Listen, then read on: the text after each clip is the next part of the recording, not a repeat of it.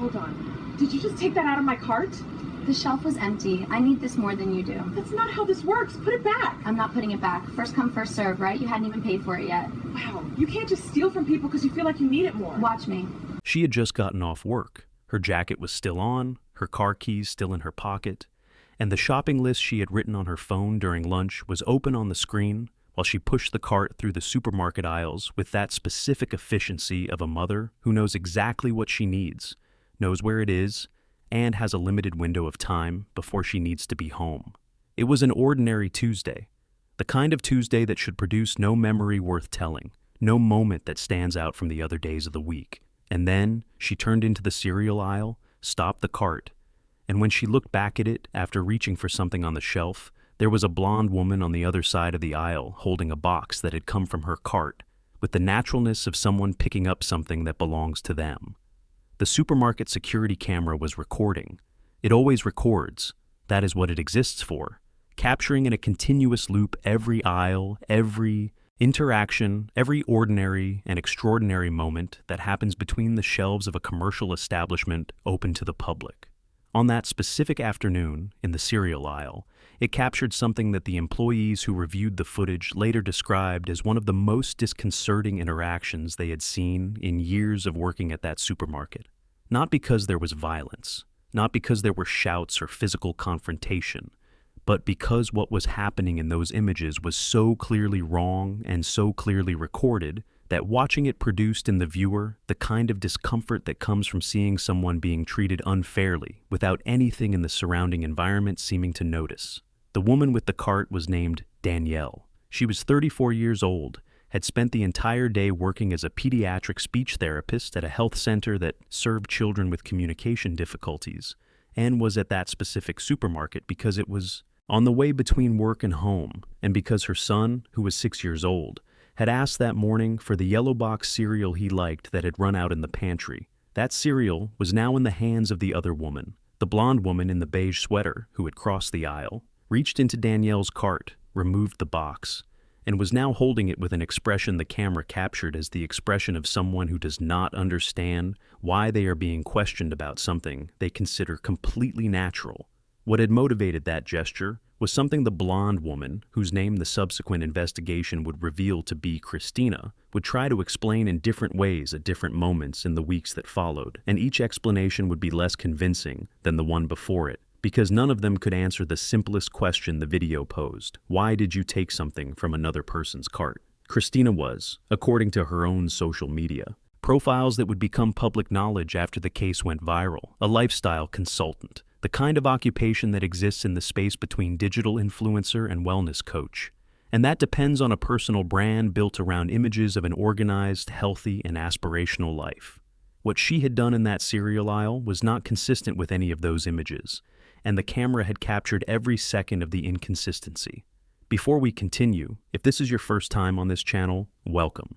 This story has an ending that Christina certainly had not calculated when she walked into that supermarket that afternoon, and you are going to want to follow every section to the end.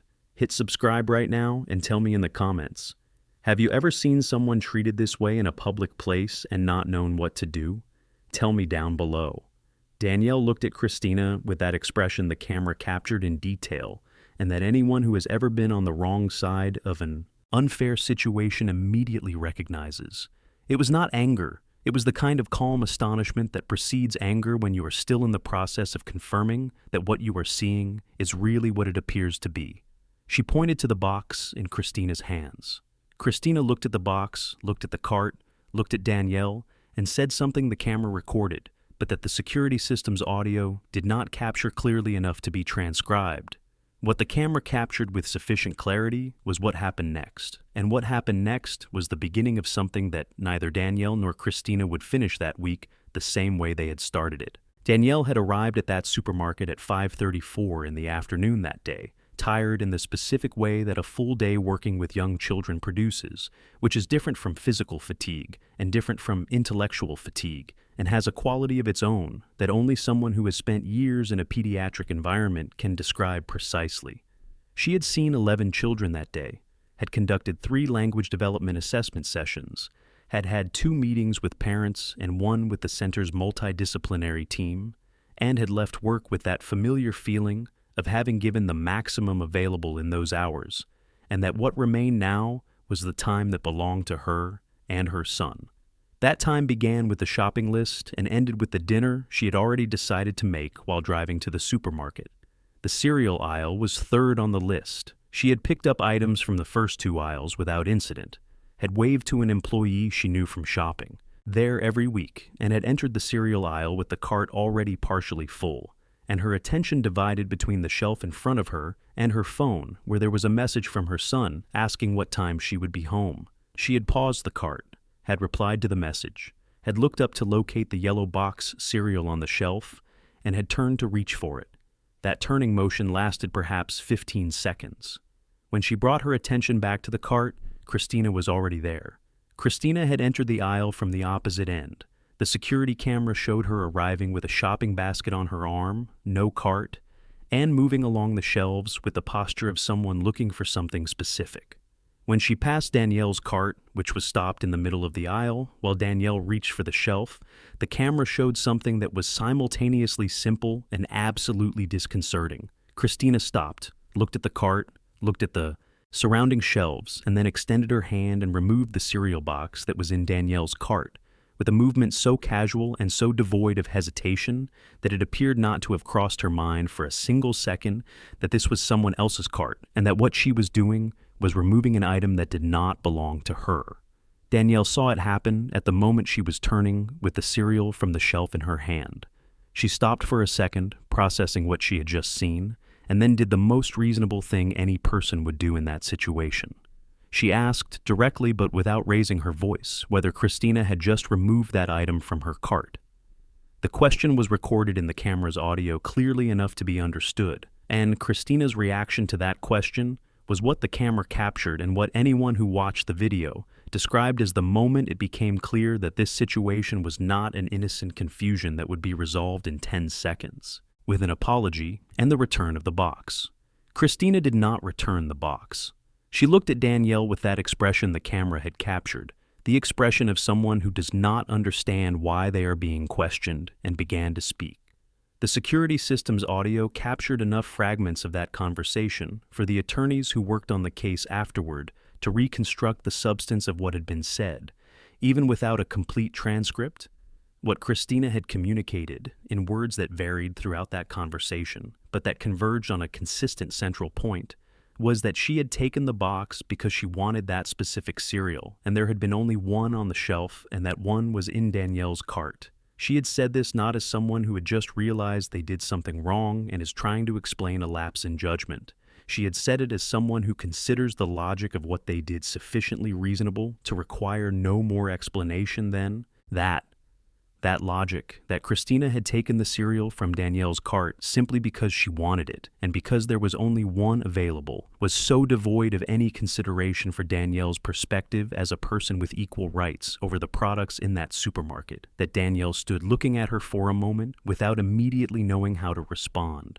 Not because she did not know what to say, but because the obvious response was so obvious that having to say it out loud in a conversation with an adult generated a specific kind of fatigue that goes beyond simple disagreement. She knew that fatigue. It was the fatigue of having to explain that you have the same right to be in a place that everyone around you assumes is guaranteed for themselves.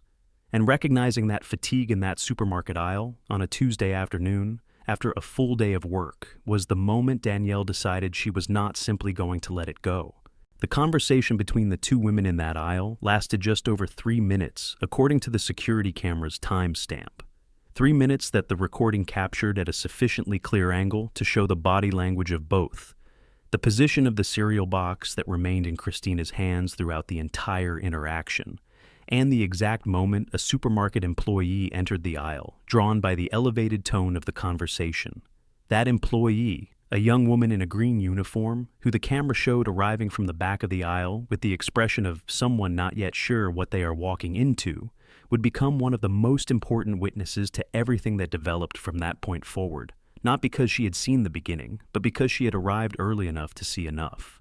Christina had constructed during those 3 minutes a narrative that changed shape each time Danielle presented a direct counter-argument. First, there had been the logic of scarcity, There was only one box available, and she needed that specific cereal for a recipe she was making that week.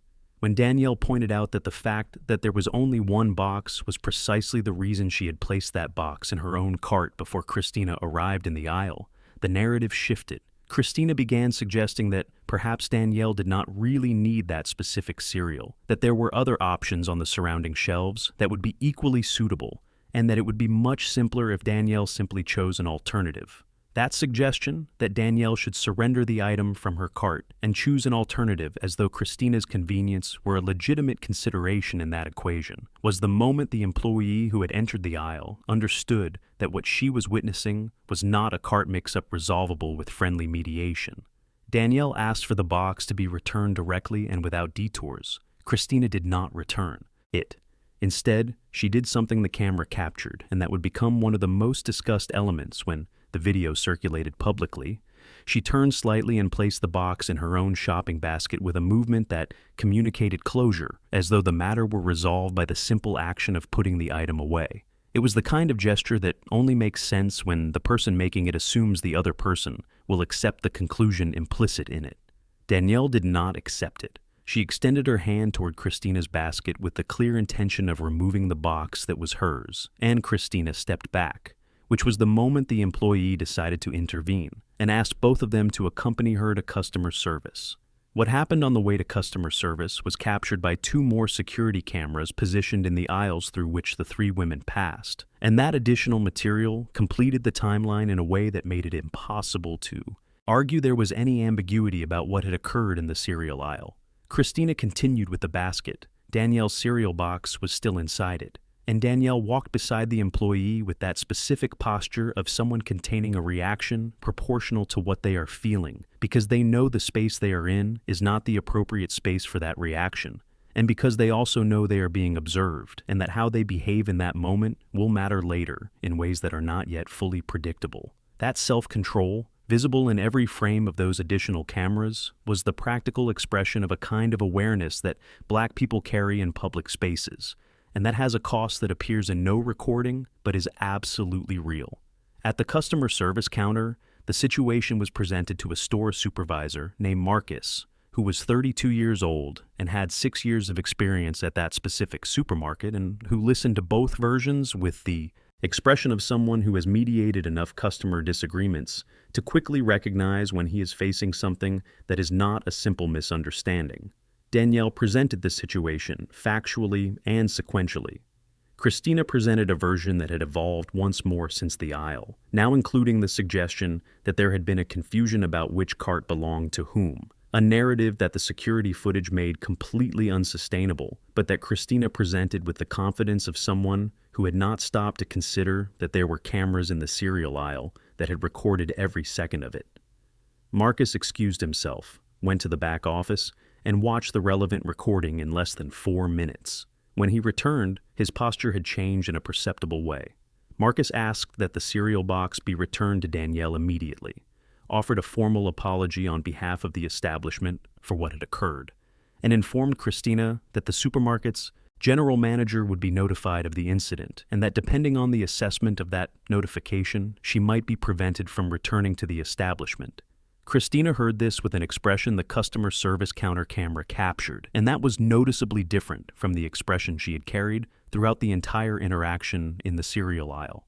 It was the expression of someone who was beginning to understand, with a considerable delay relative to the moment when that understanding would have been useful, that the assumptions she had brought to that supermarket that afternoon were not assumptions the surrounding world was willing to validate in the way she had presumed they would be. The camera recorded that moment with the same indifference with which it had recorded all the others. It did not know what that moment would mean in the weeks that followed, but it was all there, preserved in high definition, waiting to be found. Danielle left the supermarket that afternoon with the yellow box cereal in her cart, and with something more she had not planned to take home, the absolute clarity that she was not going to let it pass. She had lived enough, had worked enough in environments where she needed to repeatedly prove competence to people who underestimated her before she opened her mouth, and had accumulated enough of that specific kind of fatigue that does not come from work, but from navigating a world that frequently treats her presence as something that needs to be justified. She knew how to recognize that fatigue, And she also knew, with the same clarity with which she recognized language development patterns in the children she treated, that ignoring what had happened in that cereal aisle was a way of saying it was acceptable. She did not believe it was acceptable. And she had the recording to prove she had reason not to believe it. The first call she made was still in the supermarket parking lot to her older sister, who was a legal assistant at a civil law firm, and who listened to the complete account in silence before asking one simple and direct question. Did the supermarket have security cameras in the cereal aisle? Danielle confirmed it did. There were cameras in practically every aisle of that establishment, and she had seen Supervisor Marcus go review the footage before returning the box and apologizing. Her sister paused briefly and then said that Danielle needed to formally request access to that recording before the system's automatic archiving cycle overrode it, which in medium-sized supermarkets normally happened between 48 and 72 hours after the recording was made. Danielle hung up the phone, went back into the supermarket, and asked to speak with the general manager. The general manager's name was Robert. He had been notified of the incident by Marcus before Danielle returned, and when she arrived at his office, he had already watched the recording.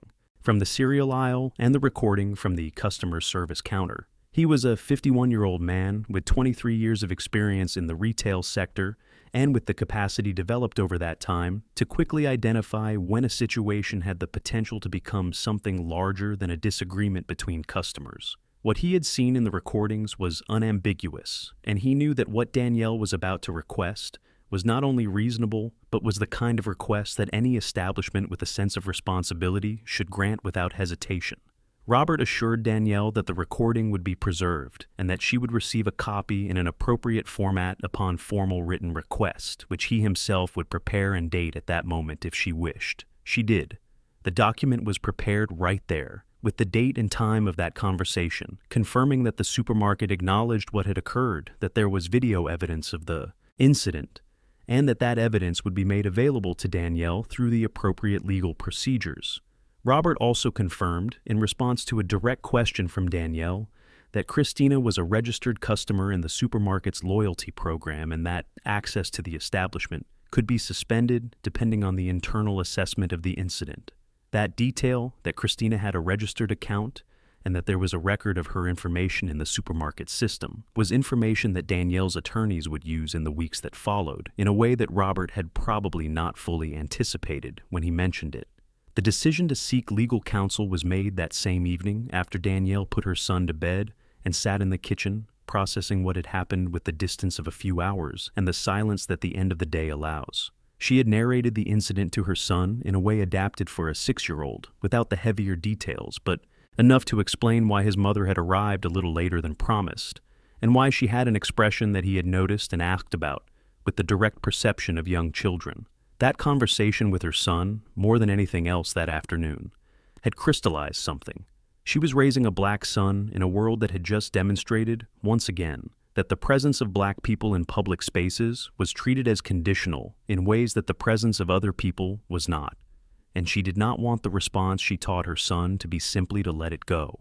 The attorney she consulted 2 days after the incident specialized in discrimination cases at commercial establishments and had conducted similar proceedings before, none with video evidence as clear as what Danielle had secured through the document signed by Robert. When he watched the recording for the first time, his assessment was immediate and direct. The video showed a sequence of events that supported multiple legal allegations with direct evidence, without the need for inference or interpretation. There was the unauthorized removal of the item from the cart, documented at an angle and clarity that left no room for Christina's alternative version about cart confusion. There was the refusal to return the item after being confronted by the owner, documented in the same way. And there was Christina's behavior at the customer service counter, where she had presented a version of events that the recording directly contradicted, which added an additional layer of legal relevance to the material Danielle had preserved.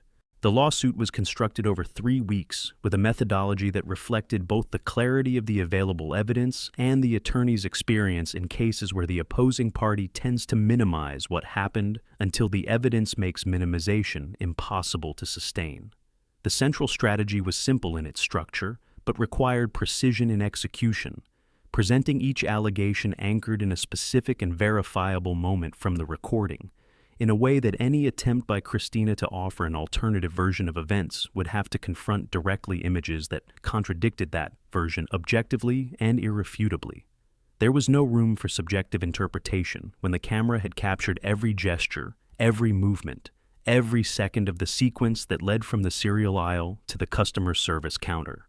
The allegations were structured in 3 layers that reinforced each other progressively. The first was the most direct and the easiest to establish with the available evidence, unauthorized appropriation of personal property, because the cereal box was in Danielle's cart before any interaction between the 2 women, and the camera showed Christina removing that item without any request, without any authorization, and without any indication that she had confused the cart with her own because she did not have a cart.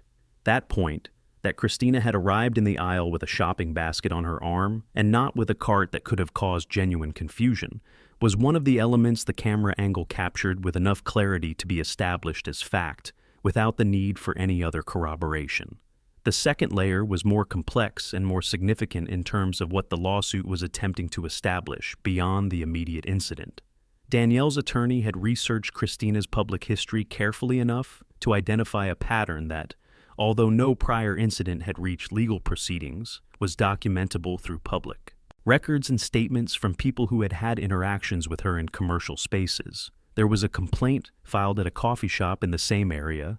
There was a documented account in an online consumer group about an incident at an organic market. And there were at least 2 other people who, after the supermarket video began circulating, contacted Danielle's attorney spontaneously to report similar experiences. None of those cases had involved cameras. None had resulted in consequences.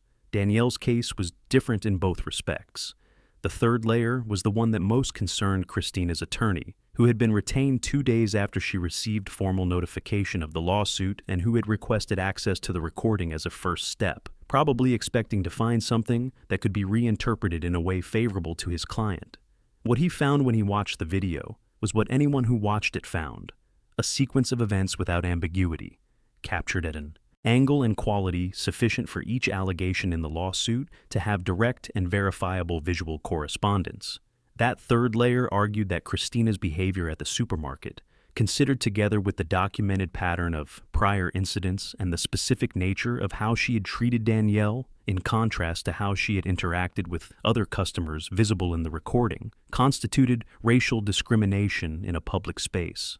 The kind of allegation that, in a legal context, requires evidence of pattern beyond the isolated incident, and that the lawsuit was building precisely that pattern with the pieces the research had assembled. Christina had a public presence as a lifestyle consultant, which meant the lawsuit and the evidence accompanying it did not exist only in the legal record, but also in the digital space where her personal brand had been built. When the supermarket video became public knowledge, which happened gradually but inevitably as the lawsuit progressed, and journalists covering discrimination cases in commercial spaces began making requests to access the recording, the reaction on the platforms where Christina had a presence was immediate and intense. The people who followed her as a lifestyle consultant were now watching the video that showed her removing an item from another woman's cart and refusing to return it. And the dissonance between the public persona she had built and the behavior documented on the supermarket security camera was large enough to produce the kind of reaction that digital platforms amplify with an efficiency that no crisis communication strategy can fully neutralize when the video evidence is that clear. Brands and commercial partners who had worked with Christina in her influencer capacity began distancing themselves with a speed that revealed how contingent those partnerships had been on the maintenance of an image that the video had compromised in a way that could not be reframed. 2 sponsors terminated. Active contracts within a week of the video becoming widely accessible. An online course platform where Christina sold wellness content removed her materials from the catalog without a public statement, the kind of silent action that communicates more about the internal assessment of the situation than any formal declaration could. Christina's attorney began receiving communications from Danielle's attorney about the possibility of a settlement simultaneously, with the period in which Christina's professional consequences were becoming clear, and that simultaneity was not accidental. It was the result of a strategy that had anticipated that the legal pressure and the reputational pressure would feed each other in a way that would make the cost of going to trial progressively higher than the cost of resolving the case through an agreement that genuinely acknowledged what had been done. The settlement negotiations began formally on a Thursday afternoon, 5 weeks after that Tuesday at the supermarket. Christina's attorney had arrived at that first meeting with a proposal that his client probably knew, at some level they were not yet able to fully articulate, would be rejected. It was the kind of initial offer that exists not because whoever presents it believes it will be accepted, but because making a low offer is the only way to test how far the other side is willing to go, without prematurely revealing how much you are willing to concede. Danielle's attorney declined without an immediate counteroffer, which communicated to the other side that Danielle's team was not in a hurry and that the passage of time was not working in Christina's favor the way it sometimes does when the party being sued has more resources and more capacity to absorb the duration of a lengthy process. The absence of urgency on Danielle's side had a logic that went beyond legal strategy. Every week that passed without an agreement was a week in which Christina's professional consequences continued accumulating in a way that the legal process alone could not produce. The platforms where she had built her presence as a lifestyle consultant were undergoing a slow but documentable process of emptying, followers disengaging, partnerships ending, the architecture of a personal brand that had taken years to build being dismantled by the weight of a 3-minute video in a supermarket aisle. Danielle had not orchestrated that process. It had happened as the natural result of available evidence meeting an audience that had the capacity to evaluate it. But the existence of that process outside the courtroom created pressure on Christina that made each subsequent round of negotiations more favorable to Danielle than the previous one. The second round of negotiations produced a substantially more serious proposal, still insufficient by the criteria Danielle had established clearly from the beginning, but different enough from the first, to confirm that Christina's side had made its own assessment of the case's trajectory and had arrived at a conclusion about where it was heading, if not resolved. Danielle's attorney responded with a counteroffer that was precise in its terms and that included, beyond a financial amount that reflected the harm caused, a set of non-financial conditions that Christina had resisted since the beginning of negotiations, but that Danielle had determined were non-negotiable. Those conditions were the core of what she had decided that night in the kitchen after putting her son to bed, and no time pressure or procedural argument had moved that determination a centimeter since then. The final agreement was signed on a Monday morning, 6 weeks and 4 days after the supermarket incident. The financial amount was kept confidential by a standard clause both sides had agreed to include, but the non-financial conditions were made partially public. Danielle's insistence, who had successfully argued that the public interest in transparency about what had been agreed, outweighed Christina's interest in having the details remain entirely private. Christina was required to complete a structured program of education on racial bias and discrimination in public spaces, with verification of completion by an independent entity and a defined deadline within which completion needed to be documented. That condition had been the most resisted by Christina's defense, probably because it was the most concrete in terms of what it required in acknowledgement, and for that same reason, it was the one Danielle had defended most firmly. Christina disappeared almost completely from the public digital space in the months that followed the agreement. The platforms where she had had an active presence were either inactive or operating with a minimal fraction of their previous engagement. The lifestyle consultant brand she had built over years had been sufficiently compromised by the video and its consequences that any reconstruction would require a degree of effort and time. She was clearly still assessing how to approach. There were no public statements, no redemption narrative attempts that sometimes appear in these cases, no movement suggesting she had processed what had happened in a way that produced anything beyond an awareness that there were consequences.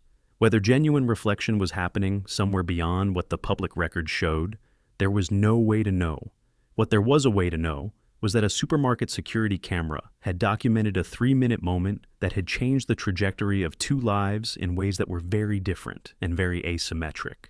Danielle returned to work the week after the incident, returned to the supermarket 2 weeks later because it was the closest to her home and because there was no logical reason she should change her habits because of what had happened, and continued raising her son with the same difficult and necessary conversations that Black mothers have with Black sons, about how to navigate a world that frequently treats their presence as conditional. The agreement had produced financial resources she had directed partly toward her son's education fund, and partly toward an organization that offered free legal support to people who had experienced discrimination in commercial spaces, but who did not have the resources to hire legal representation.